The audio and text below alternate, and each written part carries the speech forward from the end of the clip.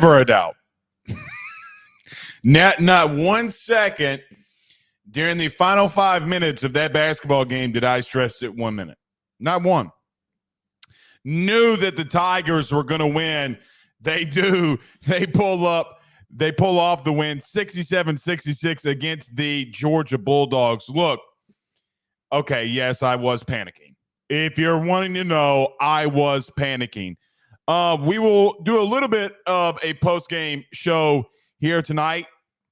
I will take the win. You're one game closer to being 500 in the league, and a more easier stretch for you in the league. So we'll talk and we'll do a little post-game here for basketball. All I will say is Jordan Wright bailed us out massively.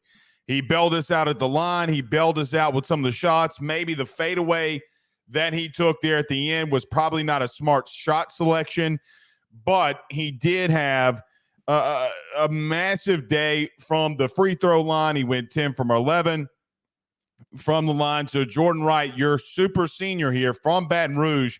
You think it means something to him? Right? Like, do you think it means something to Jordan Wright that they get in the tournament, the SC tournament, maybe get a win or two if they're lucky, maybe make the actual big dance in March? It means a lot to him. So good win, not a good looking win. You cannot, guys. I say this about this team repeatedly. They have careless turnovers, and that's normally what costs them games. I mean, not bad from behind the three-point line. You did have 7 threes in the first half. You were up by 15 at one point, 9 of 18 from behind the line. Still not bad. You're not bad from the free throw line, 14 of 18. Not bad. Will Baker hitting 2 big free throws there at the end. To seal it. You just cannot have 16 total turnovers. You can't. Now, I will say this. It's not graded equally, right? What do I mean by that? And we're going to probably talk about this when we get out of the break. But look, man, with a team like this, sometimes those tough games, like you need to, like this is what you need to have happen. Look, LSU, it's good for once that you're in these tough games. You've had 3 out of the last 4 that have been really tough on you, and you've come out with the win. And by the way, Mississippi State almost clipped Kentucky, but Kentucky came storming back tonight. They got a win. So you look at LSU, man, one more game to get 500. One more game to get to that 500 mark. So I'm excited for Matt McMahon and company. So a big show in store for you tonight. We will break down the LSU baseball week as well. We got some football that we need to talk about here tonight too. And then at the end, #AskBlake. So not a lot of topics, but a lot of LSU-related stuff. So we'll hit the big 3. We'll talk basketball to lead it off. We got some football we need to talk about, and then we'll wrap it up with some LSU baseball as they take on Rice tomorrow. Don't forget, tomorrow morning we are doing our Around the SEC. Around the SEC. We may keep it around 11 o'clock. I had a lot of people tell me that they'd rather the 11 o'clock time instead of 10, so we'll probably do it then. We've been publishing a lot of content on our YouTube channel, Football SEC. So if you haven't done so already, you need to go over there and subscribe. We're going to continue to push out a lot of solid content. And hey, football season's not here when we'll really ramp that up. So really excited that we will be live tomorrow morning as well. Let's get to a couple of these comments. Tyler Townsend, our good buddy, says, just wished they would play a complete game.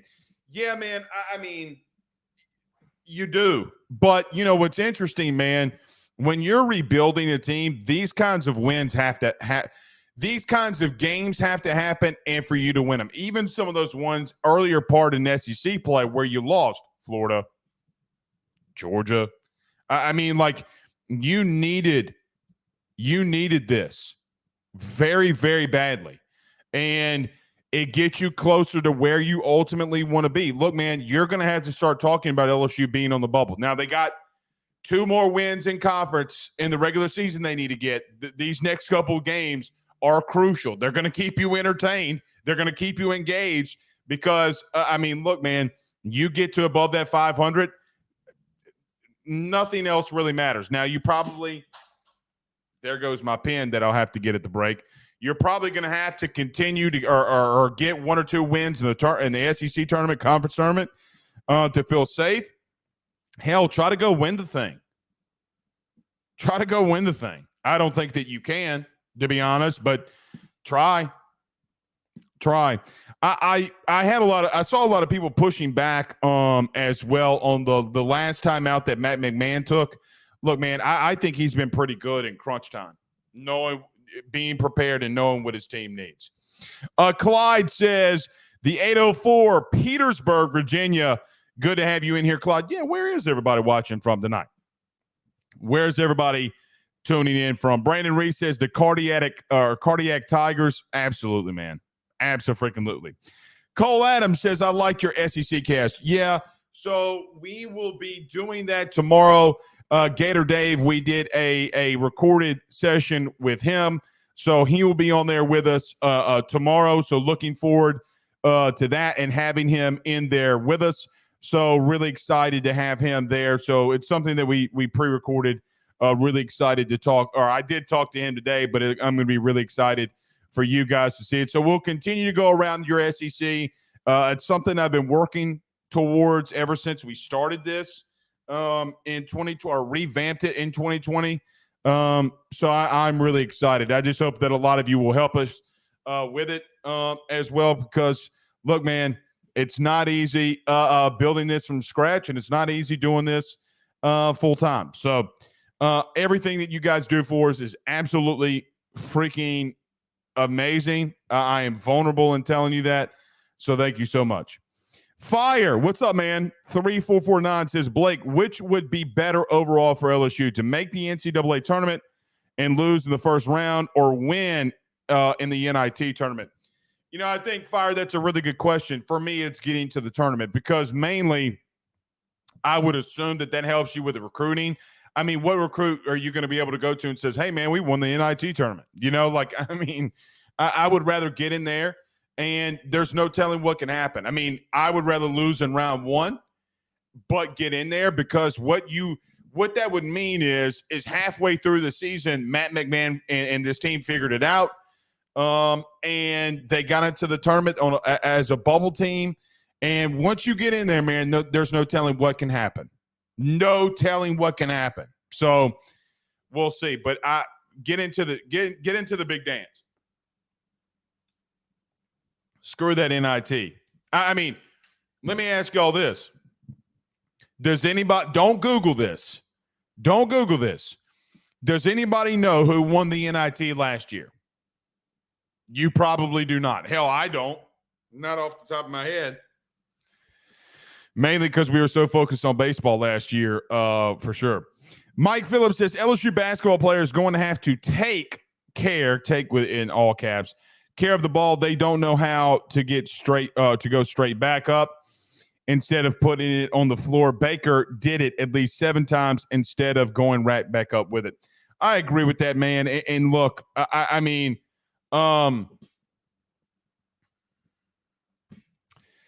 you know, it is what it is with this team. I mean, the only thing that you can say really is that the hustle is undeniable. What they've done to come back and get themselves in this situation, guys. They had to win back-to-back games against South Carolina, Kentucky. They have won 3 of their last 4, and it's been really good. You just put the death knell in Georgia tonight, and so it is what it is.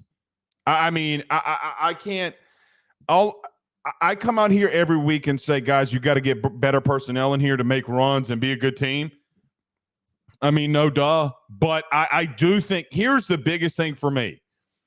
With this LSU basketball team, it is unequivocally, no doubt, at least for me, Matt McMahon has coached his ass off this season. No matter what happens the rest of the way, I got to give a tip of the cap to Matt McMahon and what he's done with this team. I think that they have been absolutely incredible in the things that they've done as a staff.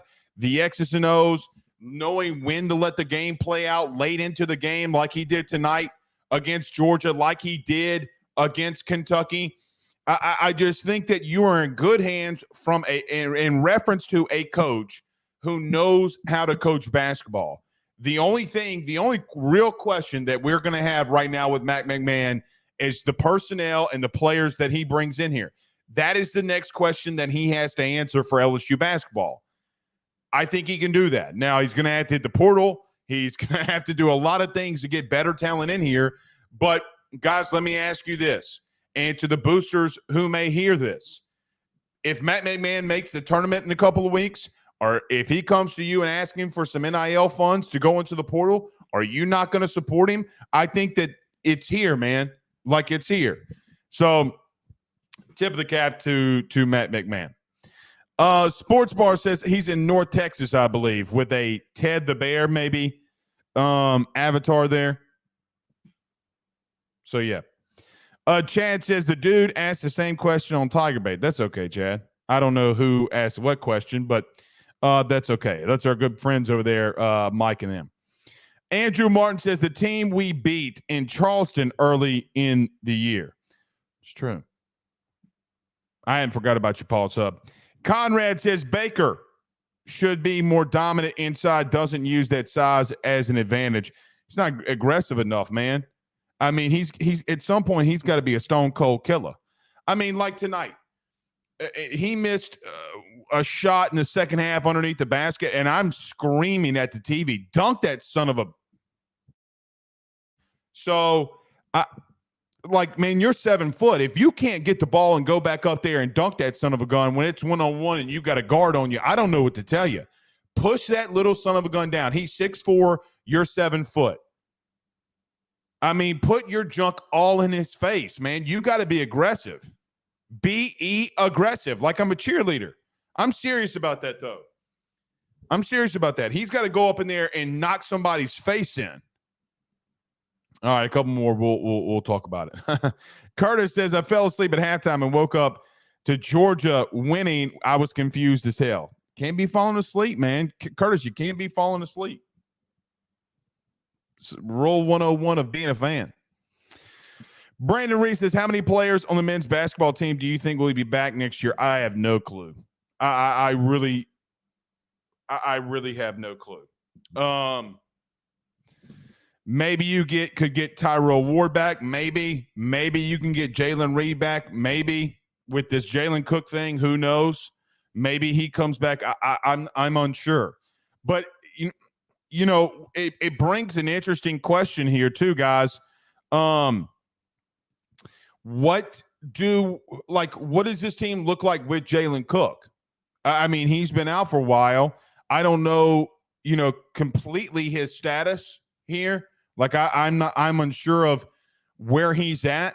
But I mean, does he not get you better? So you've had these games, or the question that you also could pose with that is, does he mess up any of your chemistry? You're again, 3 of the last 4 games that you've won. I mean, does his insertion into that hurt you in any way? I don't believe that it would, but I feel like it's an honest question. All right, a couple more. Cole Adams says that inbound for Georgia at the half buzzer was bad too. Yeah, it was very bad. Very bad. And let me tell you this. Like, remember there at the end of the second half when the ball, like, I think Tom Hart was discussing it. Like, the ball clearly goes out on Georgia, and they don't give the ball to LSU. Like, and then Georgia goes up. Remember, guys, now, they hit a 3 out of that. So, I mean, it's just SEC officiating is so bad. It's so bad. All around. Like, all around, it's really bad. Football, basketball, baseball, and like, baseball-wise, they were supposed to expand the zone this year. They ain't expanded shit.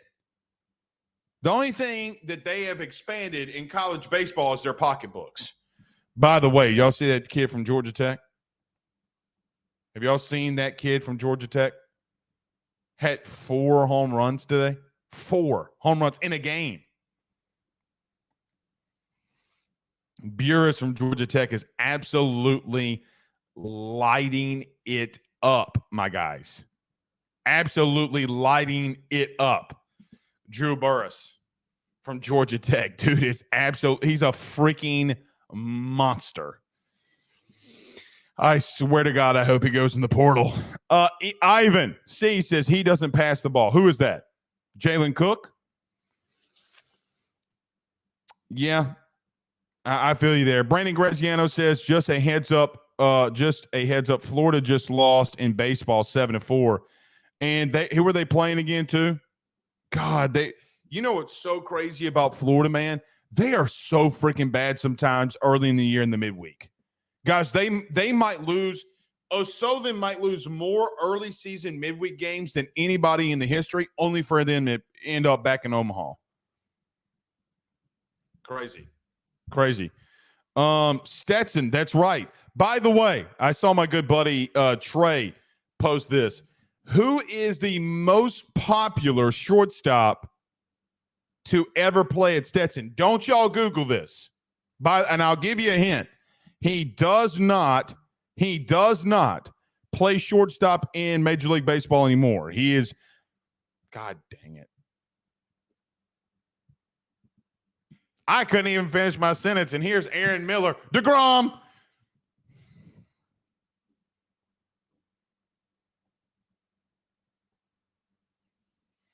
Try to do some trivia. I can't fool you guys. Good job to Aaron Miller. All right. We'll recap just a little bit more of this game for men's basketball. I got to talk about some football. I'm seeing way too much chaotic stuff about this LSU football team going into spring. Had a lot of USC fans mad at me today about this Caleb Williams thing. They can suck a bag of you-know-whats. And then we got to talk about the week that's going to be with LSU baseball. So let's do this. Everybody do us a favor by hitting the like and share. Share to all those groups on Facebook. If you're on Facebook, do us a favor. Hit that like button. Share to your own group or share to your own page. Share to that own group. Guys, we're publishing so many things on our YouTube channel too. If you have not done so already, hit that notification bell. Hit that subscribe button. Actually, do that in reverse order, because you can't hit the notification bell without the subscribe button. Wherever you listen to podcasts, rate, review, and subscribe. We greatly appreciate y'all doing that. We still lead on Apple and Spotify there in our local market. So I appreciate all of those who are listening on the audio side of things. Continue to do us a favor and rate and subscribe. Let's talk about our good friends over at betonline.ag, our good friend over at LPT Realty, Tyler Alexander. Don't go anywhere. So much LSU stuff we got to discuss. We do that next. BetOnline is the fastest and easiest way for you to wager on all of your favorite sports, contests, events with the first-to-market odds and lines. Find reviews for all the news for each league, including Major League Baseball, NFL, NBA, NHL, combat sports, college sports, esports, and even golf.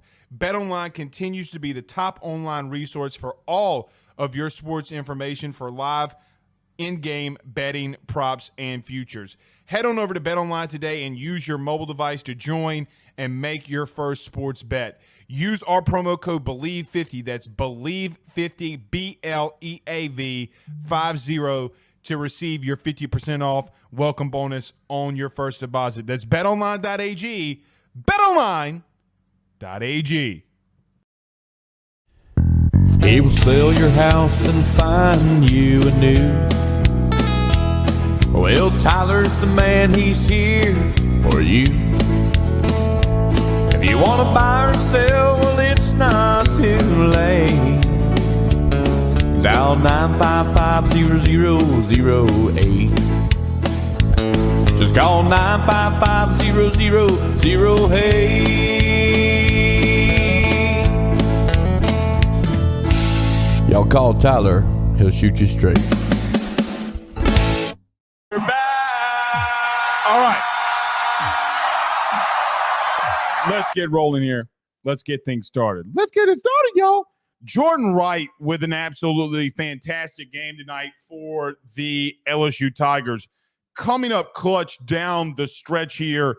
Going 10 of 11 from the free throw line is what, especially hitting those four big free throws late down the stretch, kept LSU in it and then kept LSU in the game when Will Baker would get fouled going into the last minute of the game, and where he hit his two clutch free throws of the night, and he was 3 for 5. So thank God he was able to hit those.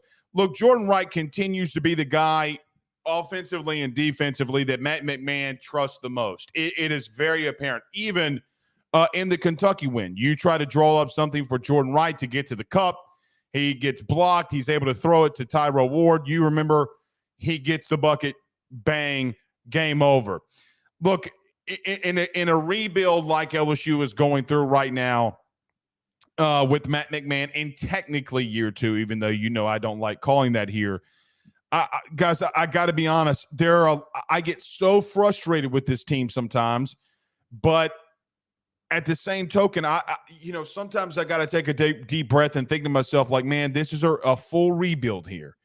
And this team, and not even this year's team, but next year's team, and Matt McMahon, they need a little bit of a long rope for us to not criticize completely on every single thing. Because, look, Matt McMahon got here with 0 scholarship guys, and it's been a tougher rebuild. Now, you're in a place where you are one game below 500, and you go into, after this win tonight against Georgia, you go into a game Saturday against Vanderbilt. Not going to be easy. It's never easy going to Memorial Gymnasium in Nashville.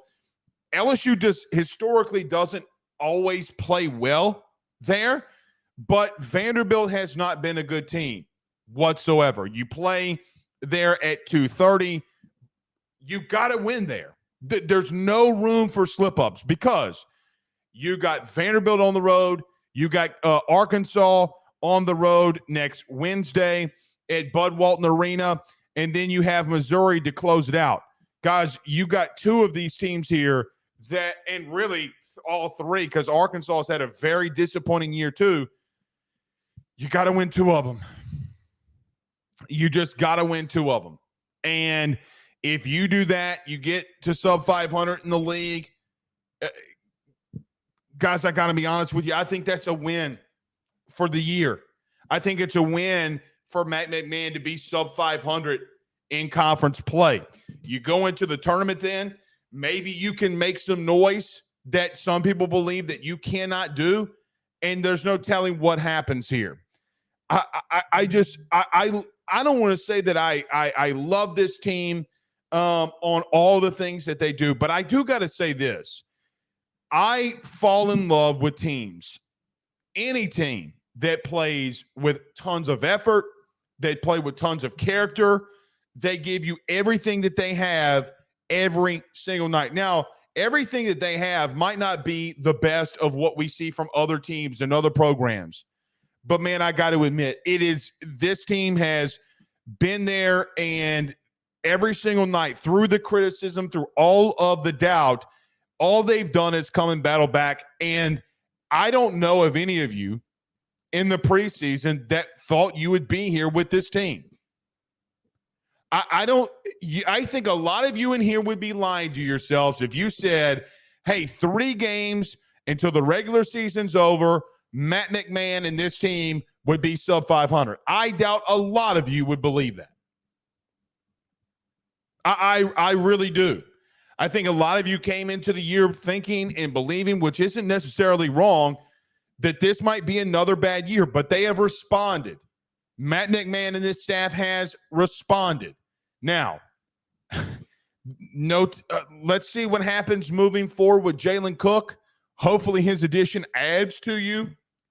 And hell, him coming back and could be a spark plug for this team for all we know. So we'll see. On tonight's game, however, the big problem here, man, and why this game was so close, You shot the lights out in the first half. And let me just wrap this game up in one single paragraph. Coming into the second half, I had a feeling and it's historically what happens in basketball. You just are not going to shoot that well throughout an entire game. You're 7 for 10 from behind the three-point line. You're absolutely lighting it up in the paint. You're out rebounding them. The first half for LSU was flawless. But what kept Georgia in the game was all the turnovers you had. Guys, 13 first half turnovers is absolutely abysmal. Absolutely 100% positively abysmal. I would rather you, instead of turning the ball over, take the basketball and punt it up into the PMAC stands before you turn the ball over in any kinds of these situations.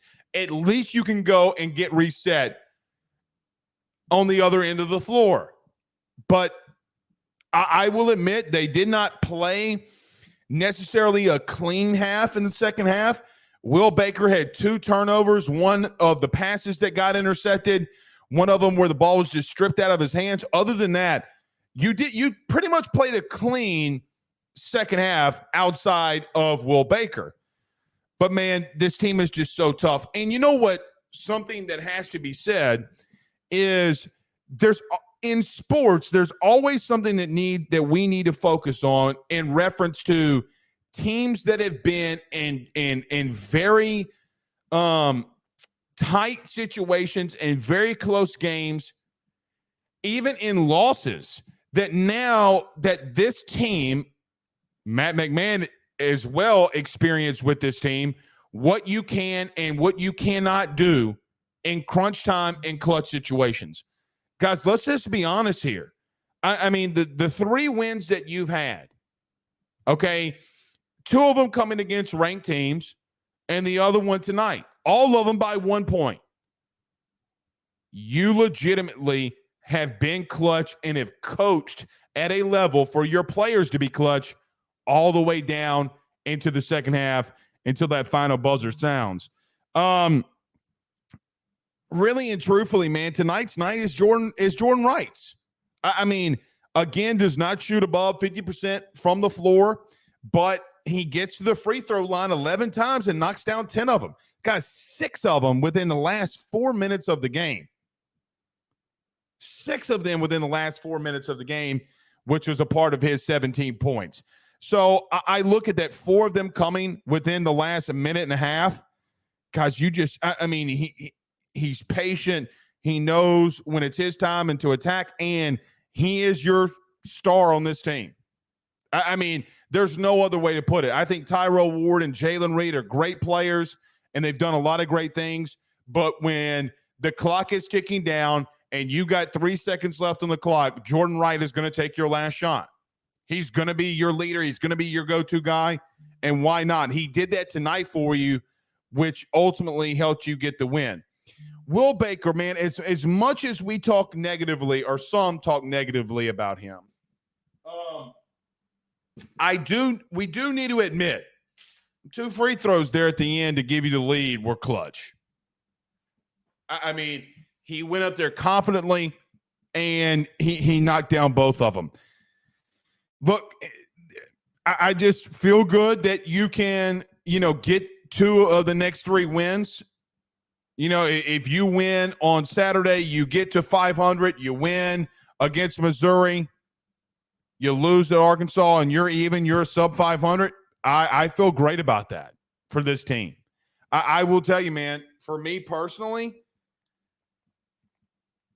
and we talked about this after the Nichols loss, for me, it's a win. So I take this season and what I view as what would, at least for me, from a coaching standpoint, this is like a year 1 for Matt McMahon, man. Matt McMahon, man. It's like a year 1 for me. So not a bad night. Overall was pretty good. So you got to give him that. Rian says, I feel like people are overreacting way too much to this Harold Perkins thing. I am going to save, guys, can we save this comment? Huh? Yeah, save this comment because that's what the Ruffino's Rants is about. Okay, thank you. We're going to come back to that, R. Chance Babin says, Baker is Dr. Jekyll and Mr. Hyde. You never know what the F you will get. That's true. Very true. I've seen this guy a couple times on my Twitter page. He keeps saying, go Lions. He goes, you can't. How do you cover LSU and you went to another school?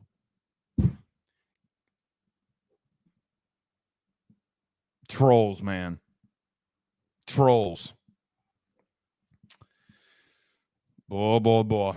Dane Bergeron says, good evening, Blake and A-Way. It's family. Good to see you in here tonight, Dane. Brandon Reese says, have to put teams away when you have double-digit leads. You know what I almost tweeted but thought it was going to be thought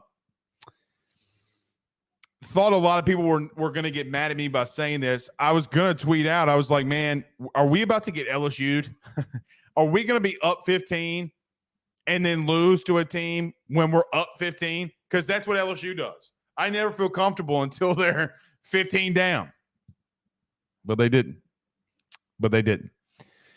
So, yeah. Brandon, I'll answer this one really quickly. I'm not hearing a lot on Jordan Matthews. I've had a lot of people ask me questions about him because somebody ran out there and said LSU was his number one school. Well, it might be his number one school, but LSU's doing a lot of due diligence on this. Yeah, buddy.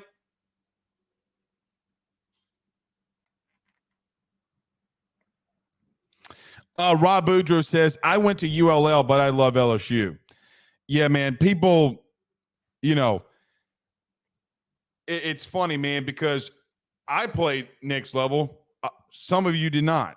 And LSU did not offer me. I was not good enough. It just wasn't. And it is what it is. I don't care about that. I've loved LSU since I was born. People, man. But it's people like that guy Mason up there that, what do you think? When you say something like that, what do you think it's going to do to me? Like, just because you drive a jacked up truck and your wife thinks you have a small penis does not mean anything to me. Gotta suck to suck. Jared Addison says, I went to Nunez Community College in LSU. You can go wherever you want and still be a fan of something else. That is the stupidest thing ever. Stupid. One of the lead reporters, multiple lead reporters that you cover, and a lot of people that you love are not from here.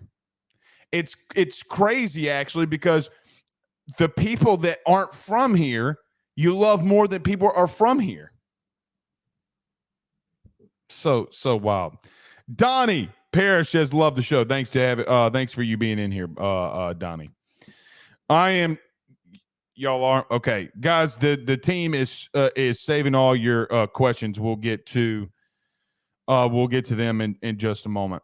Let me do this very quickly. Let me tell you about our good friends over at the Drake Williams Law Firm. Stay with us. I do need to pay this bill. We talk football, a lot of football next, and then we'll wrap up with baseball. Stay with us. By the Drake Williams Law Firm, drakewilliamslawfirm.com. Whether you've been injured in an accident, you're preparing for a future with your estate planning, you're getting ready to close in on a real estate deal, or you're about to welcome a new addition through adoption into your family, or you're facing criminal charges, you need very experienced attorneys, and that is what the Drake Williams Law Firm will be able to do for you in navigating the legal system. The door to their cozy office in historic downtown Ponchatoula has been open since 1981. They have helped thousands and thousands of Louisiana families and individuals win cases, close on real estate deals, and regain that peace of mind. Their lawyers over at the Drake Williams Law Firm, Ernie Drake III, Ryan J. Williams, and Summer Vignair, are very determined, compassionate, and dedicated to their craft. It's the Drake Williams Law Firm, drakewilliamslawfirm.com. Give them a call today at 985-386-7600. Tell them your good friend Blake Ruffino at AYS sent you on by.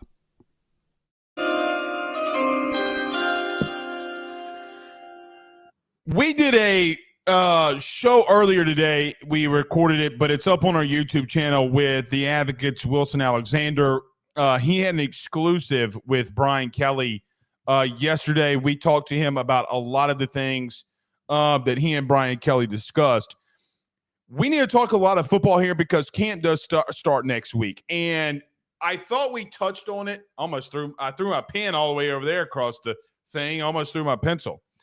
We talked a lot of football last night, and I gave you my thoughts on the Harold Perkins situation. I gave you my thoughts on what I believed that they're going to do with Harold Perkins. But let me break this down for you on everything and listening to Wilson Alexander, the things that Brian Kelly told him in that interview.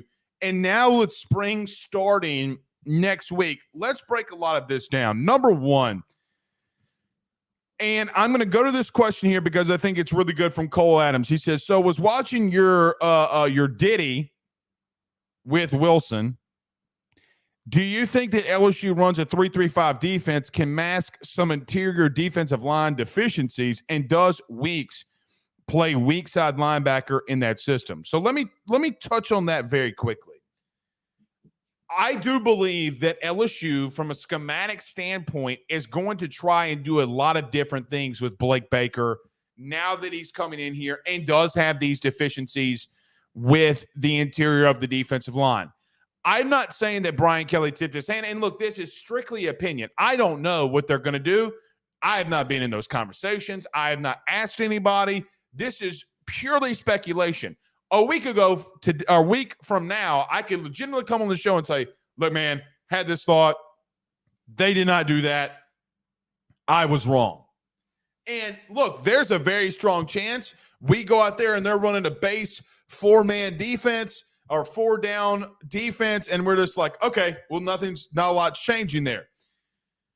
I do think that LSU is going to be extremely multiple on defense. I think that the creativity and the things that Blake Baker is going to do is going to stun a lot of people. I think they're going to be a lot more aggressive at getting after the quarterback. I don't think that they're going to sit on their heels. It would go against everything that Blake Baker has ever done, whether it be at Miami or at Missouri. To some extent, it'd be somewhat against what he was teaching Damone Clark to do in being so downhill and being aggressive. The reason that I have that is because of, and we'll talk about this because this question was in the chat from Rian about Harold Perkins. I see a lot of pushback against Brian Kelly about Harold Perkins being at that linebacker spot. Guys, I don't think he could be in safety. I don't think he could be in a situation where he covers the middle third of the field or be out in coverage enough. I don't know if that's really his game. Harold Perkins' game has always been see ball, get ball. That's why they put him out in the flat when he was in coverages. They dropped him back once or twice. He got that pick against Missouri, Blake Baker's old team, once. I think that if they do go to a 3-3-5, which, by the way, Brian Kelly hired a defensive coordinator, and Marcus Freeman, you remember him, that runs that exact system. So it's not like Brian Kelly is against doing any of that. That is actually something that he saw to himself and said, hey, it doesn't matter what it looks like. If you can run it and you can do it effectively, we're going to bring in Marcus Freeman. I wouldn't be surprised, because if you're moving Perkins to a 3-3-5 system, it does give you the ability to free him up. Wilson's talked, and when we had the interview with Wilson, again, go to the YouTube channel and listen to it. When he said that Harold Perkins went and played that star position, which is basically a safety, okay, basically a guy that can be a box safety and cover the middle parts of the field. Sounds like a lot of something that Major Burns would do, because he can be down the line of scrimmage. Look, Major actually, believe it or not, was not that bad at getting the guys from behind the line of scrimmage. Believe it or not, I went and pulled this up. Major Burns' disruptive plays last year from behind the line of scrimmage per Pro Football Focus, 17 of them. out of 19 attempts. So even a guy like a Major Burns being in a situation where he's close to line does tell me that they may run that in some of those principles. Again, could be completely off. Brian Kelly has done odd man fronts before. He's done it at Notre Dame. They tried it some here when they first got here, and it didn't pan out completely. I just think that this is my ultimate opinion. I do not understand a lot of the criticism that BK has gotten about this Harold Perkins thing. Maybe I'm wrong. And I do understand the concerns, okay, that some have about him being inside. But let me just tell you this, and I can't stress this part enough. Perk has been so bad at times in the running game. You cannot keep him at the jack position, especially on first and second downs. Guys, at times last year when they tried that, he was legitimately a non-factor. For an impact player that you need to see ball, get ball, that's not where he needs to be. You're talking about a 220-pound guy, a 220-pound dude that, yeah, can he rush the passer off the edge? We have established that. Yes, he can. He's not built to take on 315 and 330-pound offensive tackles. It's just, especially on early downs. I have heard a lot of you bitch, moan, and complain that all of, but it's what I feel like you sound like when you bitch and moan. Put him at the jack. Guys, I am telling you, please, God, Jesus, sweet mother of Lord, there are times where he is non-factors in those positions as a freshman and as a sophomore that did not pan out for him. I'm not saying that's a negative thing. It's just not where he needs to be on early downs. I am not saying don't put him at that position when you're on a third and medium. Hell, you could be at 3rd and 3 for all I give a Rudy Poo and put him there. Let him rush the passer. Be very unique in how you utilize him.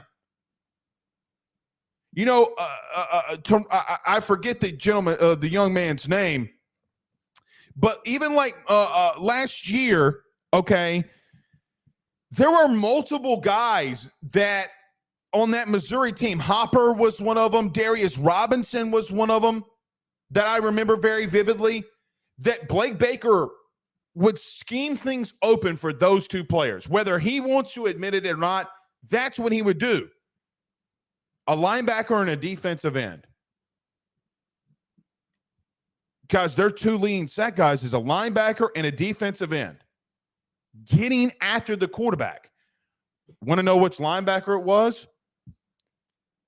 I know it wasn't technically his position or a lot of people's positions, but the weak side linebacker, for what Brian Kelly had said, is where Harold Perkins will be.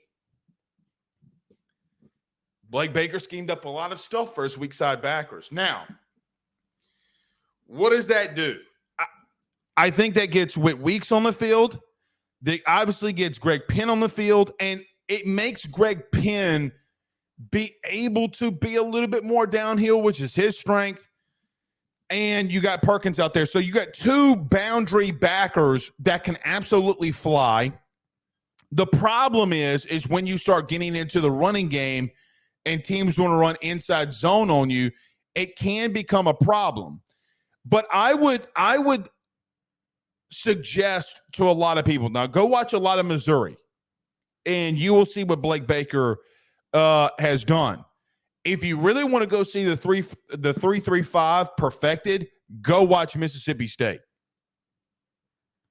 Because Zach Arnett ran that beautifully. I don't think that Baker is going to blitz that much, and I don't think they're going to do it from rushing up the middle. So they ran a lot of, their backers right into the A-gaps a lot of times. I don't know if they're going to do that. They had the backers to do that.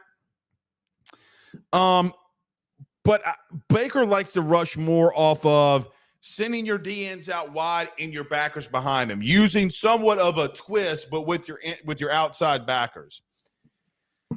It's going to be interesting. I think it's one of the only things that you can do to mask the current bad situation that you have at the interior of the defensive line. Guys, putting Ahmad Bro at DT as a 3-tech, I don't think is going to work. Not in year one under that kid. I just don't see it. And you got two interior guys that are not 3-techs, and Jacoby and Guillory and Sean Washington. Those two young men are legitimate block eaters. Not going to get a lot of stats. No one really talks about them, but they dominate by taking on the double team and not letting the guard or center get to the second level. They will never be praised for that. Now, if you're going to run that 3-3-5 and you're going to go get an interior defensive lineman, you better go get a fatty. Pause. But you better go get a big old boy.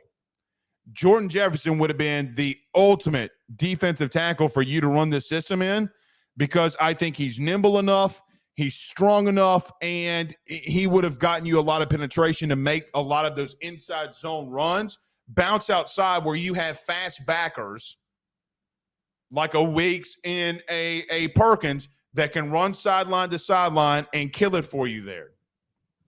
Also helps you set an edge and a contain that you struggled with. That is my opinion. Guys, again, I have not talked to anybody. I don't know if day one that's what we're going to see. I would not be surprised in day one if they're running a 4-man front. I legitimately don't know. But this is going to be the first time that Blake Baker has an install with this team. And in that install, I don't know how quickly they will go with it. I don't know any of that. But they got to be more creative, man. Look, here is the biggest lie about LSU. Do you want to know about let me even mark this down, the 50-minute mark, because I'm going to tell you what I fully think about this defense. The 50-minute mark. Circle that so we can clip it. Guys, circle 50 minutes into the show. I think LSU is too athletic to not. Let me back up. How do I want to say this?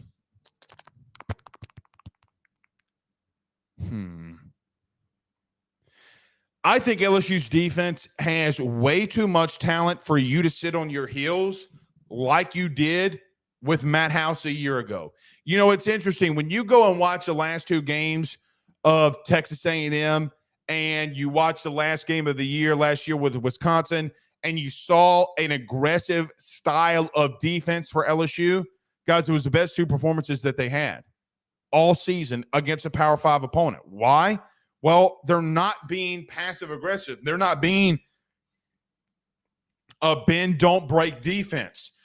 You never, in football, this is how you know teams are going to make a run or they are not going to make a run. Teams, and let me give the example like this. LSU's offense, Jaden Daniels, Mike Denbrock calling plays, Malik Neighbors, Brian Thomas Jr., Mason Taylor, the entirety of the offensive line, Logan Diggs, Caleb Jackson. Last year's offense did not allow any defense to dictate what they need to do. Maybe you can say that about Florida State in week one. Hell, we even saw LSU in 2019 having one of those games with Auburn. But throughout the entire year, LSU offensively dictated to the defense what they were going to do. Nobody truly had an answer because LSU was ultra aggressive. If they had a tackle for loss, didn't bother them none. They get Malik Neighbors on a slot slant and see you later. Bye-bye. They didn't give two Rudy Poos. If you're going to send the house on you, we are going to kill you. If you play out in coverage and you back everybody out, Jaden Daniels is going to run all over you ass. Shake a bake. Like his name is Ricky Bobby. So that's what this defense has to do. Even if you give up big plays, even if you give up big runs, I remind you,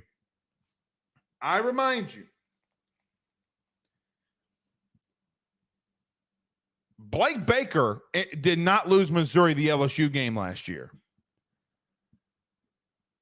Brady Cook threw 2 picks, one of them being a pick 6.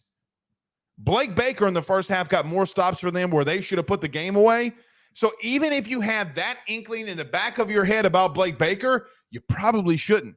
Because if it wasn't for Jaden Daniels going, quite honestly, maybe the best game that he's ever had as a Tiger, not named Florida.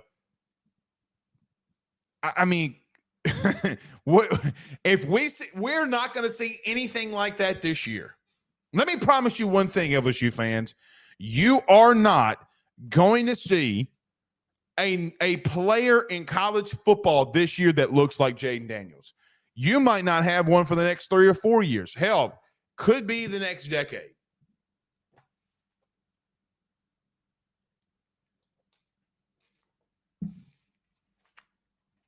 It's insanity. So if you want to ask me if I'm worried about Harold Perkins, hell no to the no. Brandon, getting back to this question, he says, what are you hearing about Jacoby Matthews from A&M? Look.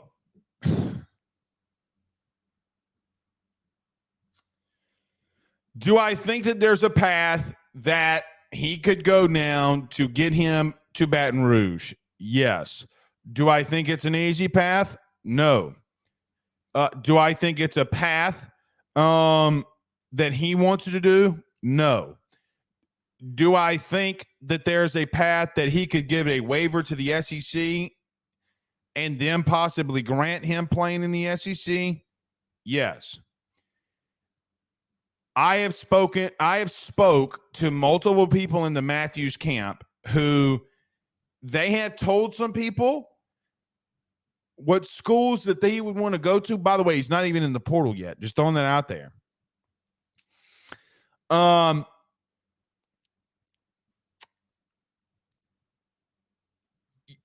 smell a little bit of bullshit on some of it, but what I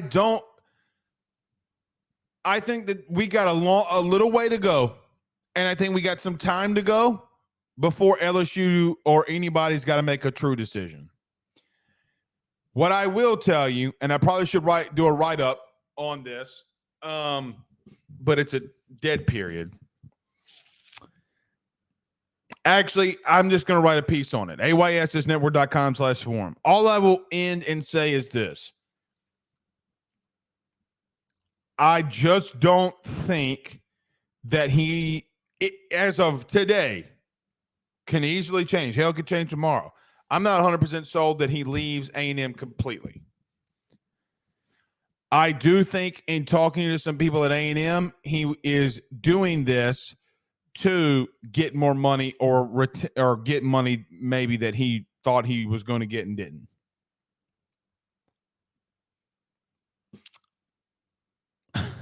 I'm just being honest. We'll see. Better bring out your pocketbooks. Just the truth. I'm not holding my tongue on that one no more. Chance Babin says, hashtag Ask Blake, who do you think will back up DJ Chester at center next year? That's a good question. I really don't know. Yeah, I really don't know. I'd have to think. I have my own depth chart that I put together. Hold on. For LSU football. Hold on. Let me see who I put there. All right. Let me go to this Excel sheet. Yes, sir. It's in the Excel sheet. I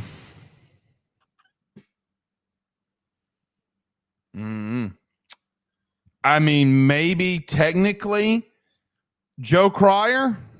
Can Bo Borderline do it?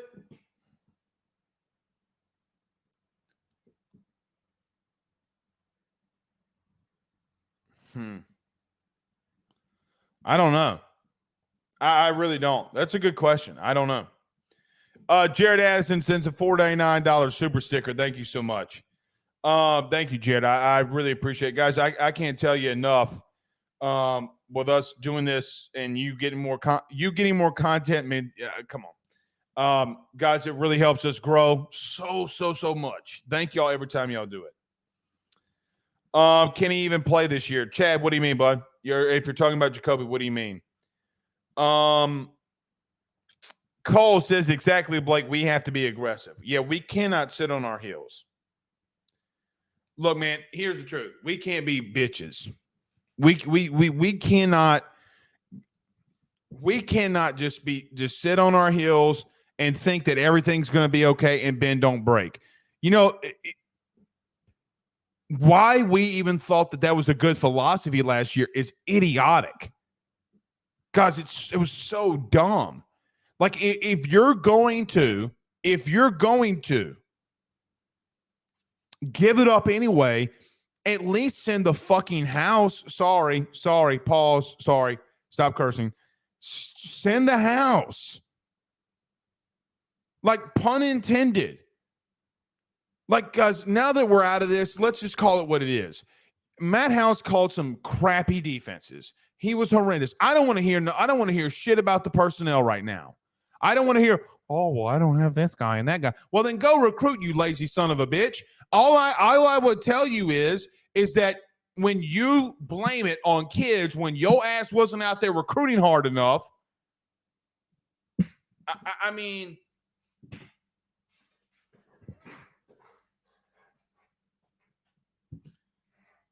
oh, it's the personnel. Dog, you've been here 2 years. Actually, let's call it what it is. Matt House, through actually 3 recruiting classes, technically has been LSU's DC.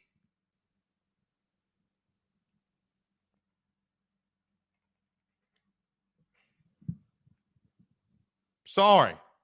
But I cannot stand. Here are my three biggest, maybe, I don't want to say pet peeves. It's not a pet peeve. Here's the 3 things that I look in a play caller defensively. How much do you get after the quarterback without a front 4 that you normally send? Right? And how much do you have to send pressure to get to the quarterback? Have you been a DC where you've recruited good enough, or the program's recruited good enough where you can get home with 4? Like, all of those things factor. But getting after the quarterback is the number one thing that I look at. Number 2, because normally this translates. Guys, how much do you stop the run? Like, how effectively are you doing twists, stunts, doing everything, slanting to the wide side of the field, or switching up on what side you're slanting, going against the grain? Right, and slanting other ways and sending pressure down to the wide side of the field. You just can't you got to make sure they don't break contain. That's number 2. And really the only 2 that I look at. And then third, what do you do from giving up in a passing yardage situation? Guys, if you're good on those first 2, you're all right. I'm telling you, man, you're all right. There have been a lot of national champion winners. Outside of this year, really, because I don't think Michigan played anybody good enough, consistently enough, that could throw the football well enough for somebody to go off through the air. Exclude this year. 2022, Garrett Nussmeier and Jaden Daniels accounted for both 500 yards on the national champion winning Georgia Bulldogs. In 2021, I mean, Bryce Young absolutely clapped them dog cheeks in game 1. He's 2 injured receivers away from possibly clapping those cheeks twice. Guys, giving up passing yards and a quarterback going nuts on you is going to happen even in today's age when you have a good secondary. Guys, you got multiple 5-stars out there at Georgia at safety. Guys, they legitimately, this is not a joke, they have a junior, redshirted freshman, and incoming freshman at safety. Okay? All 3 of them are 5-stars. That's not a joke. Like, They legitimately are replacing 5 stars with 5 stars, and Garrett Nussmeier and Jaden Daniels 2 years ago went in there and smacked that ass in their own home state, in Georgia's own home state, on their way to a national title run, which some people believe is one of the better teams of this decade, which I agree with them. I actually don't know if I don't take 2022. You want to hear a hot take? Here's a hot take for you SEC fans. You ready? I don't know if I don't take 2022 Georgia over 2020 Alabama. I think 2022 Georgia is a better overall team. I think Kirby's best team beats Nick's best team. I think Ed Orgeron's best team beats the shit out of both of them.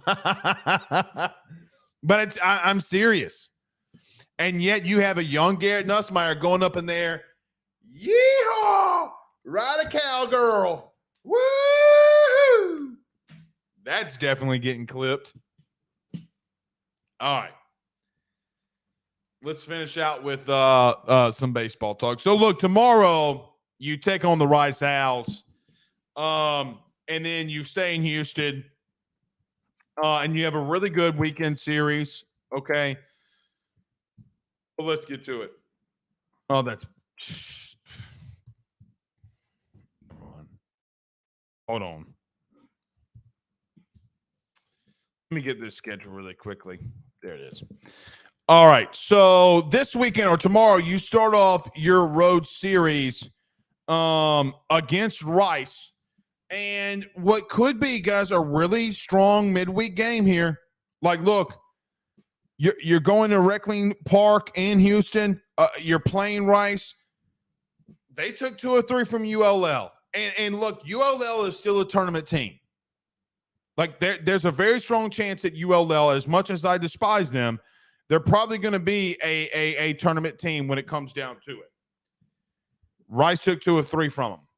You got Cade Anderson going on the mound tomorrow, the young freshman getting his second start on the road.